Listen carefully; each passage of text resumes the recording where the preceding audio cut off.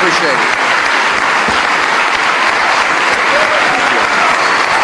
Okay. Thanks for that warm Columbus, Ohio welcome. It's nice to be back home. Well, I say home because my grandfather was raised here.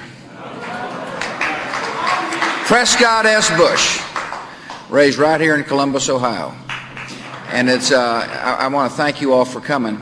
Now here, I want to talk about welfare today. I want to talk about how we make sure that we continue on the progress that we have made since 1996.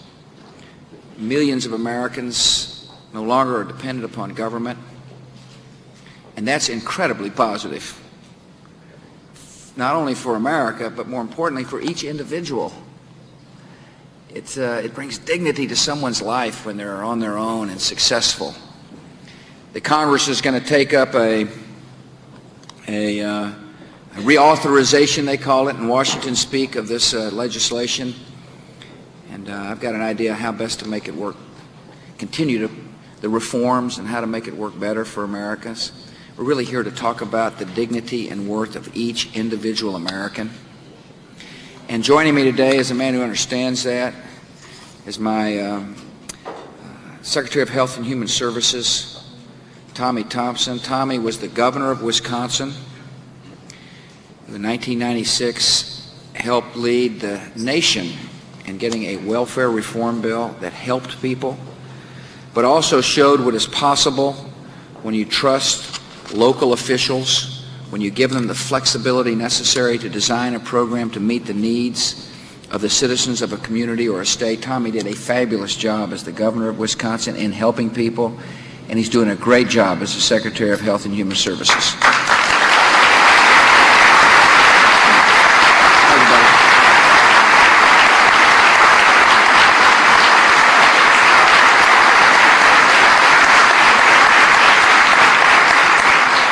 I want to thank your governor. He's a longtime friend of mine. He's a man who, when we look out of Washington, which we need to do a lot of, by the way, and look down at the states, it gives us great comfort to know that Governor Taft was be in a position to help implement and start and encourage the programs necessary to help people, whether it be in education or in helping people become less dependent upon government. And I want to thank you, Bob, for your service, and thank you for your leadership. I'm honored to call you friend, and the people of Ohio are honored to call you governor.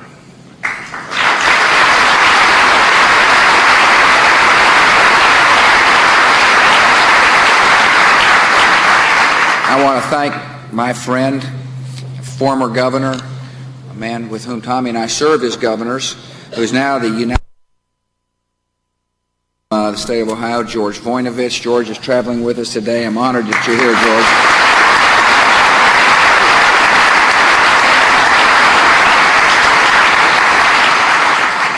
Deborah Price, Pat Teaberry, Bob Ney, David Hobson, and Rob Portman. All members of a fantastic congressional delegation are with us today as well. I want to thank you all for traveling here today, and thank you for your friendship.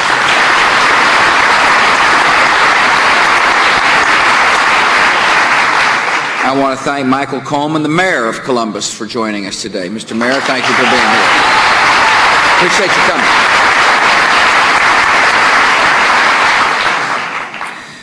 I want to thank the executive director of St. Stephen's Community House for letting us come.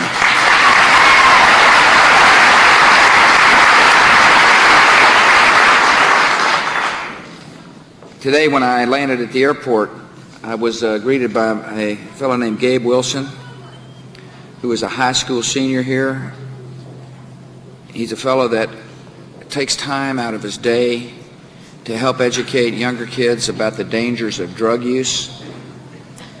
The reason I welcome Gabe and introduce him is because he understands that America can be better off one person at a time. I like to put it this way: one person can't do everything, but one person can do something to help. He's a member of the Army of the Soldiers. He's a soldier in the Army of Compassion. Where are you, Gabe? Gabe, thank you for coming.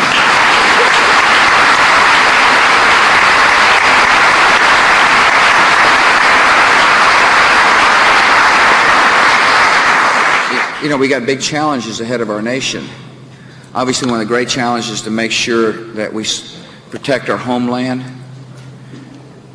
is to prevent the killers from harming any American, to do everything we can to chase them down and bring them to justice.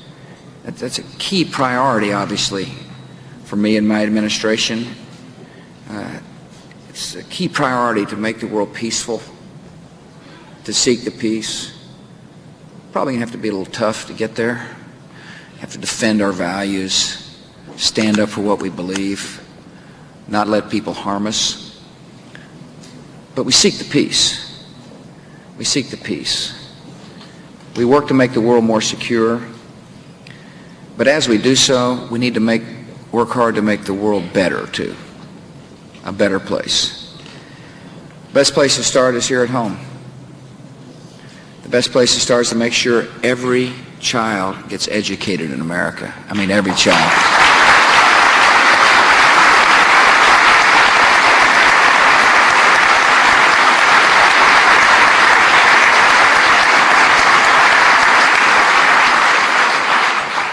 Got good legislation that we passed. Believe it or not, actually, Republicans and Democrats work together to get it done. We put aside our political parties and focused on what was right for America, and that's important. That's important. And we need to do the same thing on helping people who are on welfare. We need to set aside our political parties and focus on what is best for the American people. Let's do what works. Let's make sure that we help people.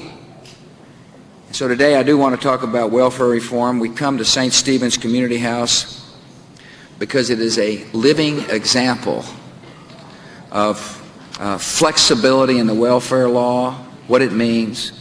It is a living example of what we call a one-stop center, where people who need help are able to come and find help to help themselves. I understand that this is a kind of a welcoming center for people who are transitioning. Place where people can find all-important job training, or child care, or counseling, just the help they need.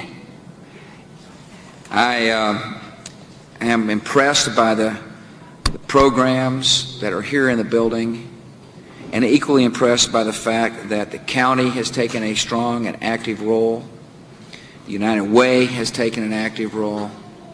The Catholic Church plays an active role here at St. Stephen's, and so do other individuals and community groups. It's important for there to be a collaborative effort in helping people. And this center recognizes that. It welcomes all the social entrepreneurs who are willing to help. As we reauthorize the welfare bill, it is essential that we always remember the importance of work in our society. That work helps people achieve the dignity in their lives. If you believe that every person has got value, like I believe, then we ought to help that person find work. It's the cornerstone of the last, one of the cornerstones of the last welfare reform bills that has worked, by the way. It is successful. And it ought to be the cornerstone of the reauthorization. If work made a huge difference in people's lives as a result of the '96 bill, it ought to be a significant part of the reauthorization. And so Congress must understand the power of work, and we must continue with time limits and high goals and high expectations. Within 5 years, 70% of the welfare recipients must work. We're saying from the time the bill is reauthorized to 5 years later, the goal is that 70% of those on welfare, those remaining on welfare, must find a job. Oh, I've heard them complain about that's too high a goal. It's not too high a goal if it helps a person. If it helps a person. If it brings dignity into someone's life, it is not too high a goal.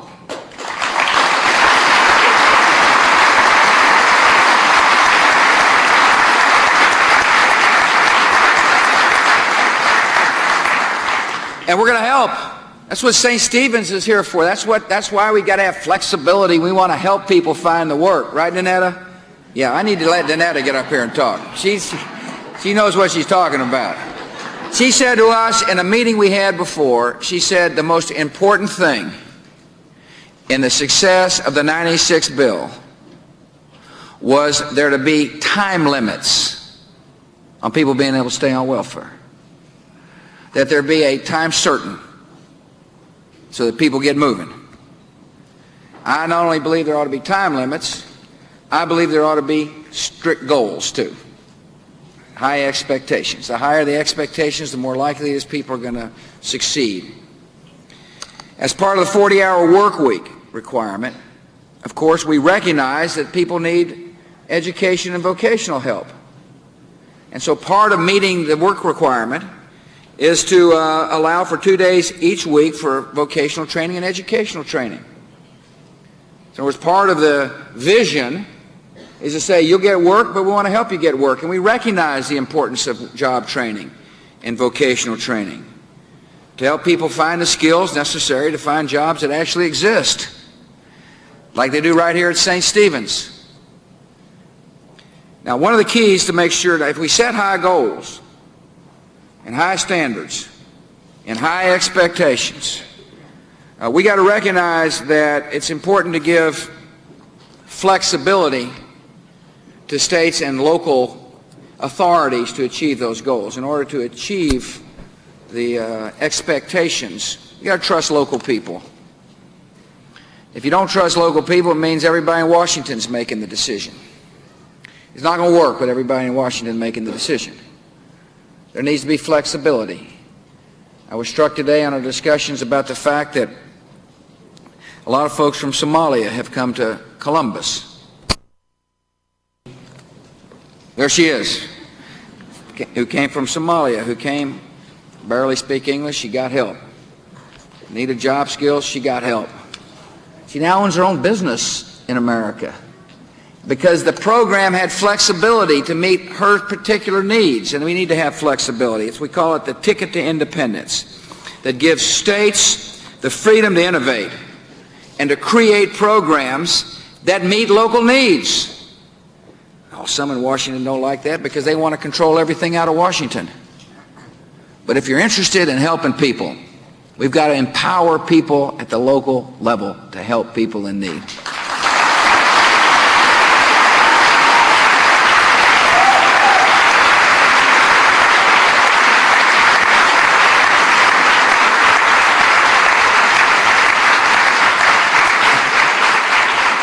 I'll give you an example of some of the roadblocks that federal regulations create.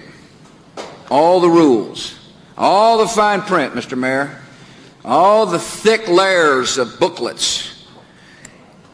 The governor was explaining to me in this case, and it's interesting, there's a single mom with 2 daughters here in Ohio.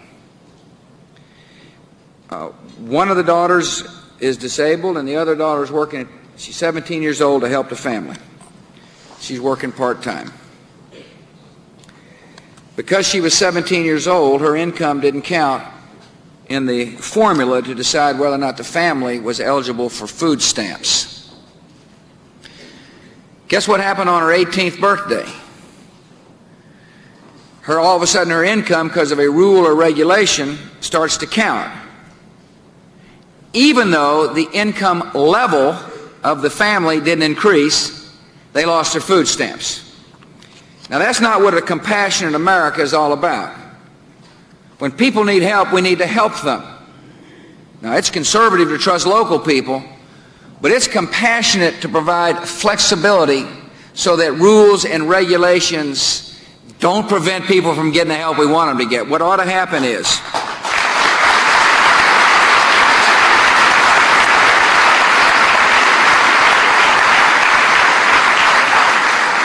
the state of Ohio should have the flexibility necessary to allow that young girl and her family to receive food stamps as a transition period to full-time employment. In other words, it ought to be a part of the transition from welfare to work. But that's not the way the food stamp program works. And I tell you what else happens with a a system that is too bureaucratic and too focused on rules and regulations. The administrative costs of these programs end up putting money not in the pockets of people we're trying to help, but as a result of the bean counters. How do you keep track of what's going on? The more complicated the rules and regulations out of Washington, the more money states have to spend to account for the money. And I'll give you an example.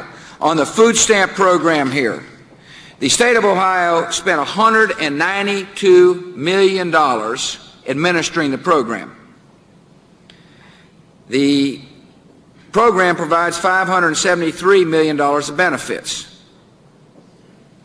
That is a high cost per dollar delivered. It's about 25% overhead cost. Now, I tell you, a lot of that money, with fewer rules and regulations, a lot of that money would end up going to benefit people.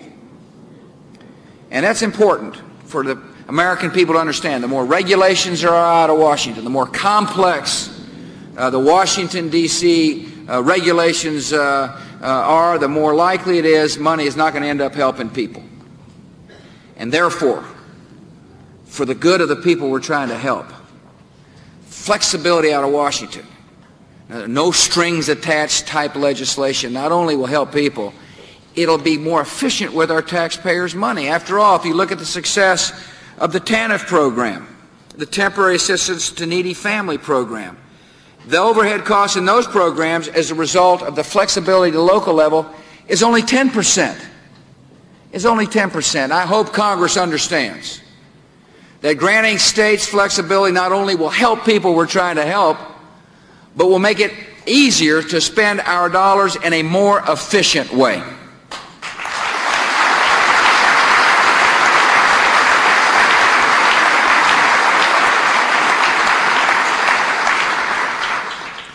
We had some great success stories. We met with some great success stories. Joseph, where are you? Joseph's a man, as a result of flexibility in the program in Dayton, Ohio, Danetta was able to take some TANF funds and some work assistance funds, and Joseph's now becoming a computer expert.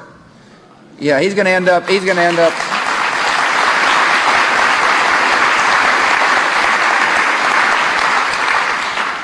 One of the important things about the future of our country is to remember some important values.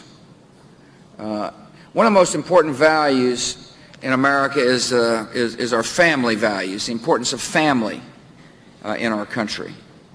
Now, look, I recognize that not every marriage is going to survive. I know that. And I recognize some folks find it impossible to stay married, and I know that. But I firmly believe that in order to make the welfare program work, in order to help people, that wherever couples seek help in trying to figure out how to save a marriage, our government ought to be responsive to that need.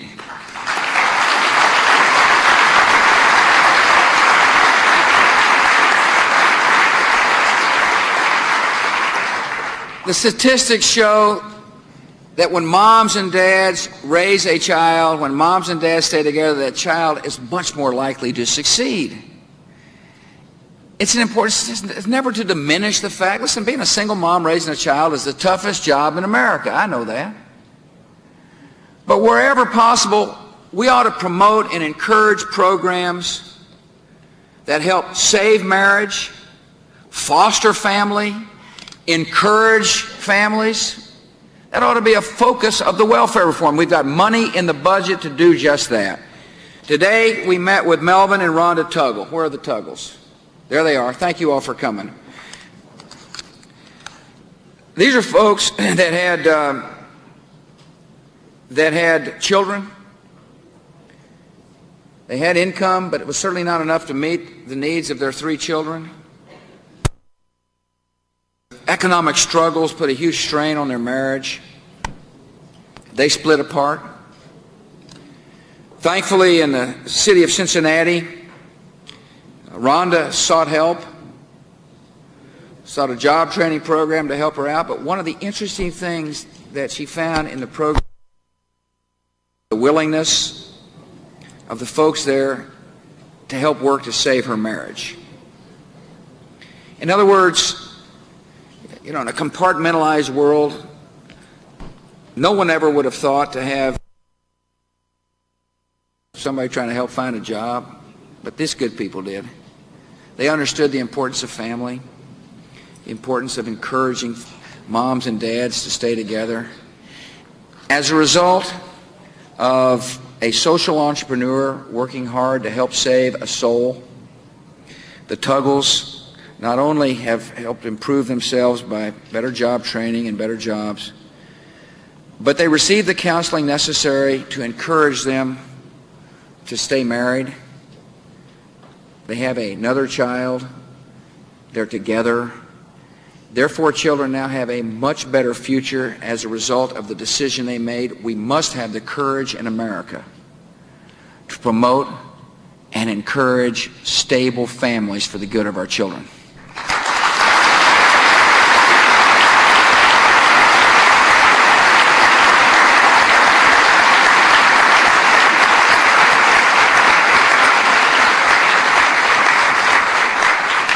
It's all children learn to make right choices in life, to help them understand consequences of choices. And one of the parts of our welfare reform reauthorization is to promote abstinence, is to be willing as a society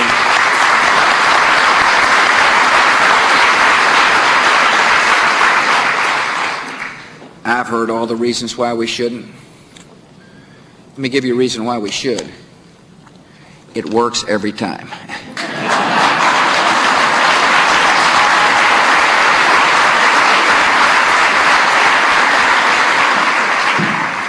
And finally, in order to complete our welfare vision, which says we're going to help everybody in America, that every individual has got worth and dignity, we must not be afraid to rally faith-based programs in America.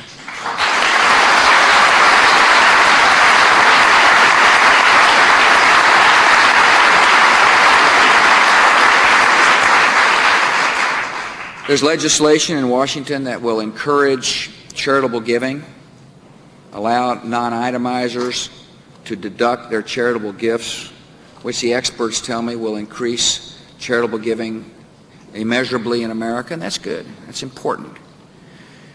Part of the legislation, the faith-based initiative, which has passed the House and hadn't passed the Senate yet, and needs to get out of the Senate, by the way, is to recognize that our government should allow faith-based programs to access federal dollars to help people in need without causing them to have to lose the heart and soul of their mission.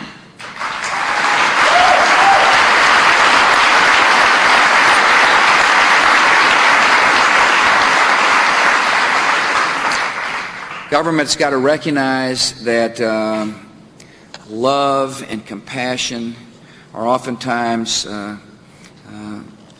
result of strong faith. In order to help heal broken hearts and save broken lives, we need love and compassion. There are pockets of despair and hope that we must be addressing.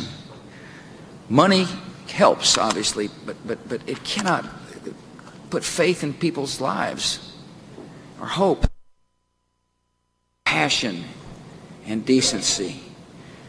I talk a lot in America about this war on terror, obviously. Part of my job is to educate the American people about how long it's going to take to defend ourselves, and it's going to take a while.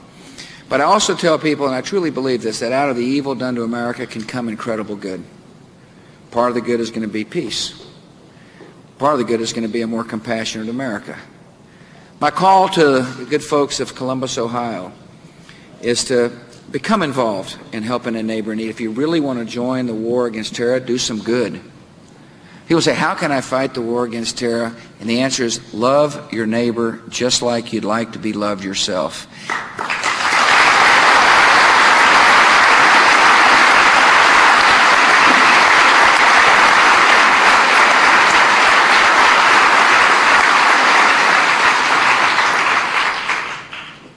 the faith-based initiative relates to welfare that way.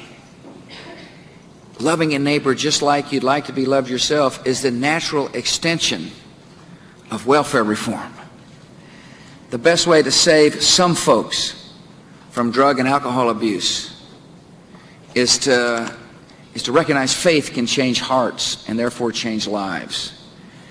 The best way to help a child who may wonder whether or not he or she has a future in America, and there's a lot who wonder that, is to encourage a loving mentor and welcome a loving mentor in their lives.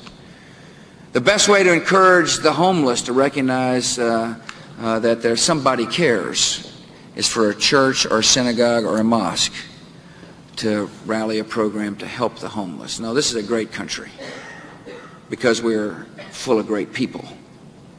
The strength of our country is not really in the halls of government. Our system is great, it's magnificent, but the true strength of America lies in the fact that there are millions of Americans who want to help a neighbor in need.